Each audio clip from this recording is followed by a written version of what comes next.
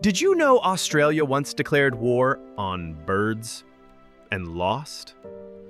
Welcome to the story of the Great Emu War of 1932, one of history's weirdest military operations. After World War I, Australian veterans became farmers in Western Australia. But things got rough. Crops were failing, the Great Depression hit hard, and then came the emus. Thousands of them. Over 20,000 emus migrated inland and saw the wheat fields as a giant buffet. The farmers begged for help, and the government responded like it was war. They sent in soldiers with machine guns. But the emus weren't just big birds, they were fast. They ran up to 50 kilometers an hour, traveled in tactical little groups, and even shrugged off some bullets. The soldiers' machine guns jammed, the emus outran their trucks, and after 2,500 bullets, only 200 emus were down.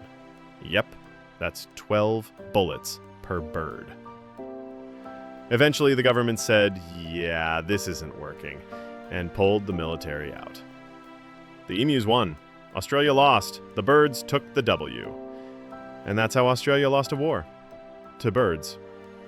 If you thought this was fake, it's 100% real. Hit like if you learned something new and subscribe for more strange history that actually happened.